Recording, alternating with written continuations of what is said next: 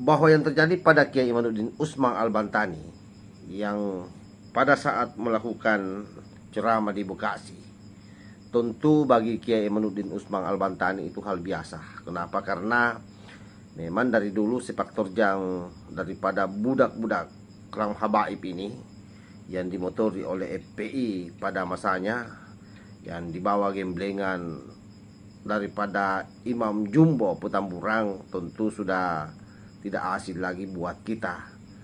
Sebagaimana tidak, ulama sekelas Gus Dur saja oleh Rizik Sihab itu pernah dikatai bahwa Gus Dur itu tidak saja buta matanya, tetapi juga buta hatinya. Coba kita review seperti apa penghinaan yang dilakukan oleh Imam Jumbo terhadap Gus Dur kala itu. Tadi Gus Dur berkeyakinan bahwa itu telah dilakukan oleh FPI begitu, karena ada sejumlah atribut. Ya, Gus Dur kan tidak melihat. Dari mana dia bisa berkeyakinan? Kok orang nggak melihat berkeyakinan? Gus Dur itu buta mata juga buta hati. Engkau ku hargai.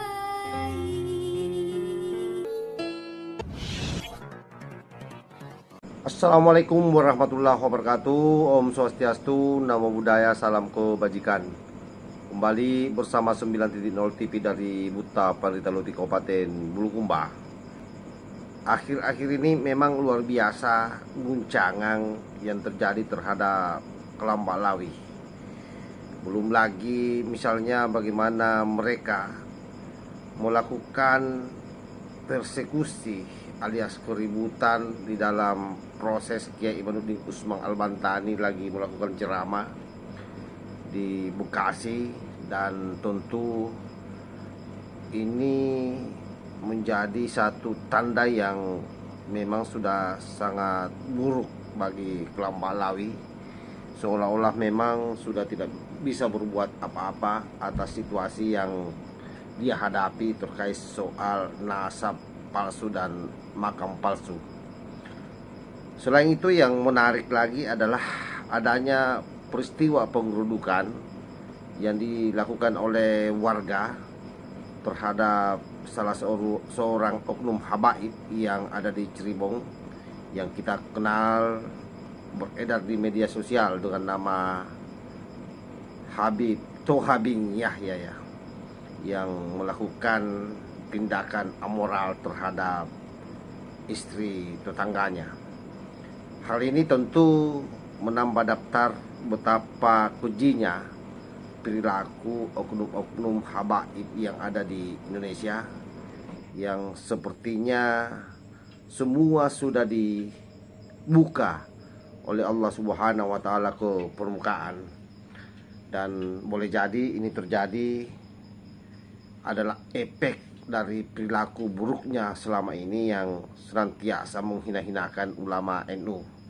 Bukankah kita sudah sering mendengar bahwa siapapun yang menghina NU, menghina ulama-ulama NU, maka dia akan mendapat ganjaran dari Allah Subhanahu wa Ta'ala. Kenapa demikian? Karena kita tahu bahwa Nahdlatul Ulama sebagai organisasi terbesar di dunia dan di Indonesia ini, saya kira semua sudah tahu seperti apa peran Nahdlatul Ulama di dalam rangka mewujudkan Islam rahmatan lil alamin yang mengayomi seluruh umat manusia yang ada di muka bumi, terutama di Indonesia ini. Bahwa yang terjadi pada Kiai Imanuddin Usman Al-Bantani yang pada saat melakukan ceramah di Bekasi, tentu bagi Kiai Imanuddin Usman Al-Bantani itu hal biasa. Kenapa? Karena memang dari dulu sepak terjang daripada budak-budak kelam habaib ini yang dimotori oleh FPI pada masanya, yang dibawa gemblengan daripada Imam Jumbo Petamburan, tentu sudah tidak asing lagi buat kita.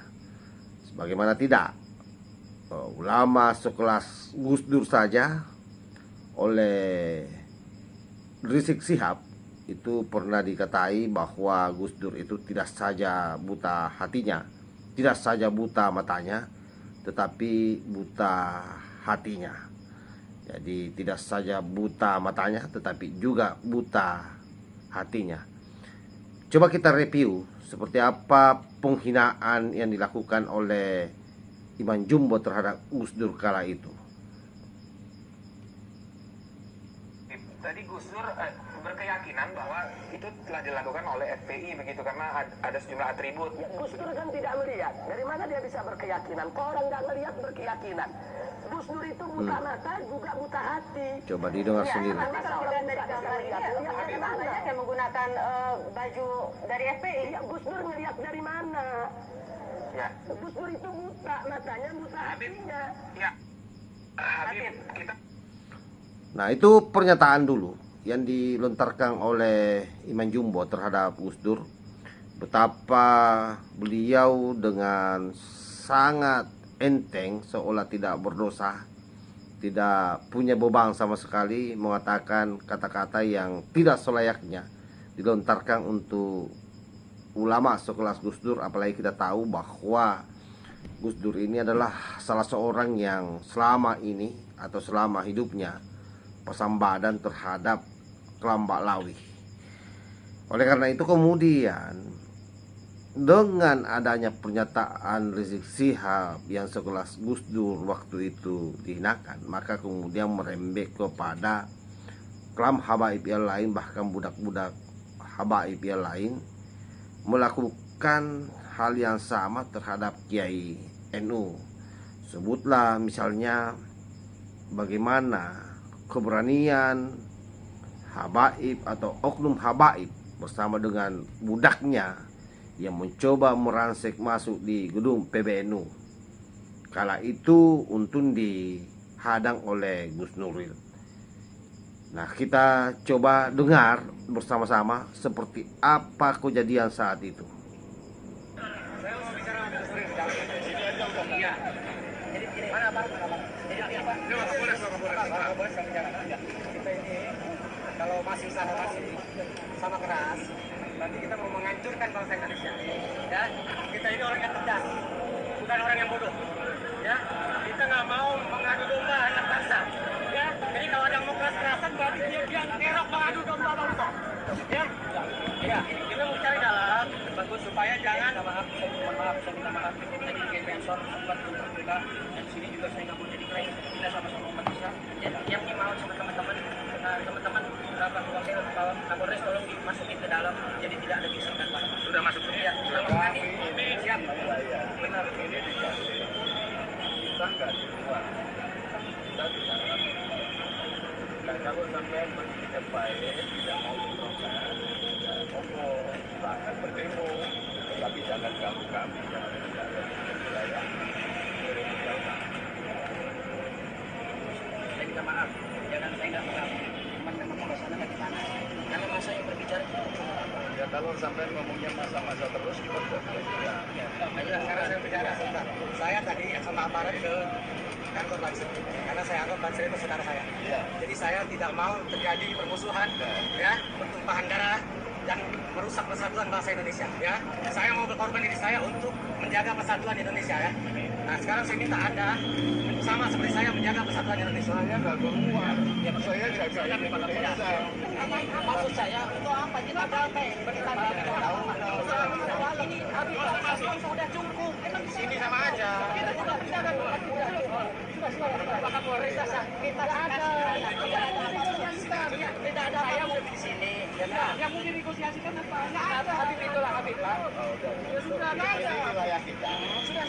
Jangan masuk ke wilayah kita. Kalau memang itikat baik, tidak mau ribut, jangan masuk wilayah PBNU. Jangan saja pulang. Kalau masuk wilayah PBNU, kami anggap lawan. Siap. Pulang aja. Jadi tolong hanya yang siap. Pulang. Kita damai. Nah, kejadian itu saya kira sangat viral kala itu. Seorang oknum habaib bersama dengan para budak-budaknya, dalam hal ini FPI yang kala itu memang jaya-jayanya mencoba menggeruduk kantor PNU. Nah, kejadian itu kemudian berulang-ulang dan bahkan ketua PBNU pun dituding sebagai Syiah dalam konteks kemanusiaan, PBNU bersikap dalam hal ini Kiai Haji Said Akil Siraj. Tetapi apa yang terjadi di kemudian hari, oknum Kelambak Lawi yang juga kebetulan bernaung di Nahdlatul Ulama atau menjadi bagian dari pengurus Nahdlatul Ulama itu kemudian begitu sangat berani menuding Kiai Said Akil Siraj. Bahkan tudingannya sangat keji, menganggap bahwa Kiai Said Akil Siraj menerima ampau dari kejadian tersebut. Nah, itulah betapa beraninya mereka terhadap kiai-kiai Nahdlatul Ulama. Coba kita dengar seperti apa kejadiannya saat itu, waktu mereka seolah-olah menyidang Kiai Said Akil Siraj atas kejadian tersebut. Perlu anak perkenalkan yang hadir di sini adalah pejuang-pejuang ahli sunnah dari Nahdliyin semua, dari Bangil, dari Jember, dari mana-mana, dari Surabaya dan sekitarnya ada di Jawa Timur sini. Yang lagi ngumpul. Mereka merasa sakit hati kepada Syiah dan mereka sudah berhadapan tinggal bunuh-bunuhan saja. Dan mereka lebih sakit hati lagi kepada pengurus PBNU, di mana mereka sudah berhadapan akan bunuh-bunuhan. Pimpinan kita justru rangkulan dengan orang-orang Syiah. Ini kejadiannya waktu Syiah dibela oleh PBNU. Itu adalah fulus. Untuk itu, Tuduhannya kami keji, minta dianggap kepada fulus. antum agar segera memutuskan hubungan sama mereka. Berapa sih mereka itu? Apa keuntungannya? Saya bukan Syiah. Karena Syiah itu ada definisinya. Atba'u aliyin alladzina ya'taqiduna biimamatihi nasson wa ta'jinan. Dan saya tidak percaya. Saya enggak percaya itu. Itu kita dengar sendiri gimana waktu itu Kiai Said atau ketika beliau menjadi ketua PBNU itu kemudian pasang badan atas persekusi, atas tindakan brutal yang dilakukan oleh oknum habaib dengan budaknya terhadap orang Syiah. Padahal sebenarnya ini adalah soal kemanusiaan, ini soal bagaimana menjaga NKRI. Tetapi malah Kiai Said Akil Siraj waktu itu dituding karena fulus membela Syiah. Bahkan Kiai Said Akil Siraj dituding sebagai Syiah atau orang yang berpaham Syiah. Betapa bejat dan kejamnya mereka. Oleh karena itu kemudian dah henti-hentinya kalau kita menyaksikan rentetan peristiwa itu tidak berhenti sampai di situ. Bahkan yang paling tragis yang kita lihat dan sangat menyedihkan buat kita adalah ketika klan habaib atau oknum habaib bersama budaknya FPI melakukan persekusi terhadap Gus Nuril yang sementara ceramah di atas panggung dan digiring meninggalkan panggung. Kala itu betul-betul membuat kita semua sangat sedih atas kejadian tersebut. Isu bahwa kelompok Ikhwanul Muslimin, kelompok Wahabi dan ada kelompok HTI, saya terang-terangan di kelompok Hizbut Tahrir. Hizbut Tahrir itu adalah perkawinan antara Ikhwanul Muslimin dan Wahabi. Maka melahirkan satu bentuk gerakan yang sangat berbahaya. Saya sudah keliling Indonesia, kebetulan saya sebagai ketua pendengar pakar Pusat Indonesia dan dulu Banser saya siapkan. Kalau sampai di sini dominan ada habib-habib banyak, nggak ada yang berani dominan, tapi di daerah-daerah, wah, Hizbut Tahrir itu adalah perkawinan antara Wahabi dan Ikhwanul Muslimin.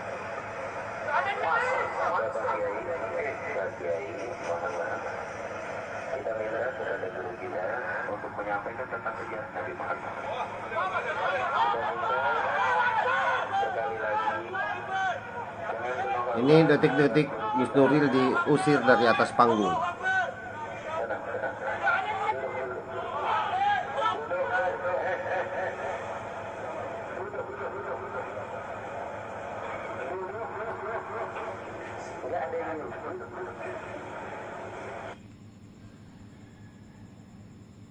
Nah, kebrutalan mereka betul-betul teruji.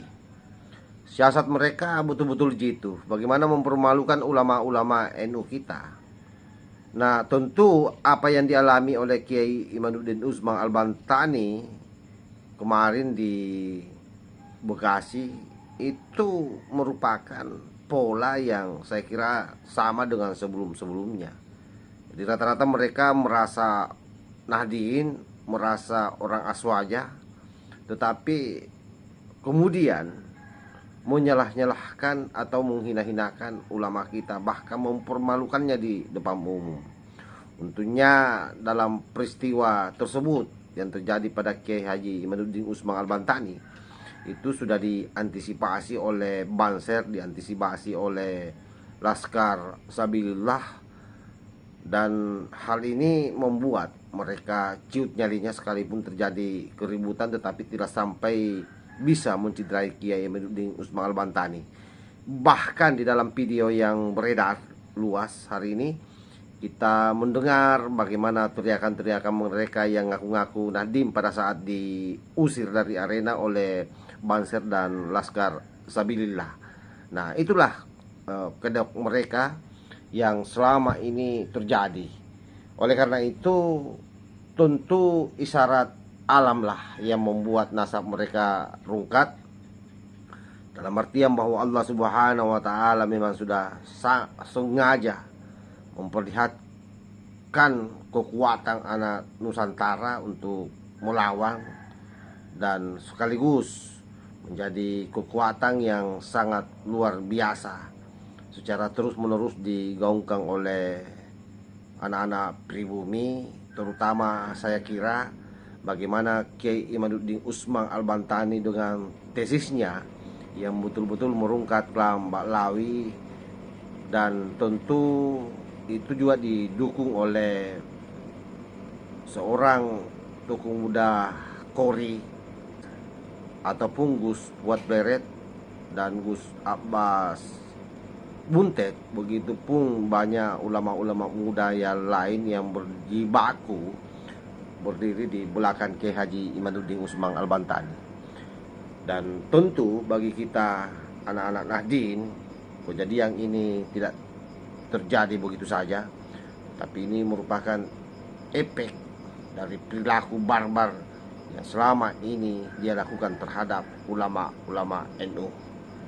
Dia menuai hasilnya bagaimana dipermalukan oleh Allah Subhanahu wa Ta'ala, dan sampai hari ini mereka tidak berkutik, mereka tidak mampu memberikan balasan ataupun klarifikasi atas nasabnya yang rungkat.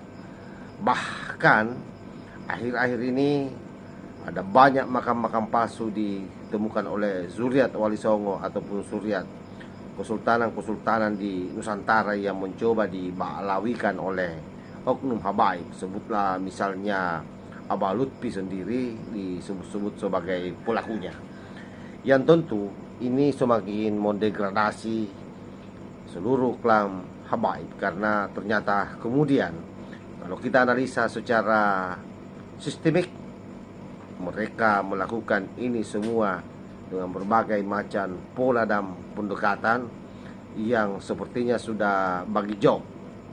Ada yang sengaja memang mengkerdilkan ulama-ulama NU, ada yang memang sengaja tugasnya hanya mempersekusi, lalu kemudian ada juga yang tugasnya membangun narasi-narasi halu tentang bagaimana kehebatan leluhurnya sebagai wali, dan bahkan mendegradasi Syekh Abdul Qadir Jailani dan menganggap leluhurnya Faqih Muqaddam jauh lebih di atas Syekh Abdul Qadir Jailani.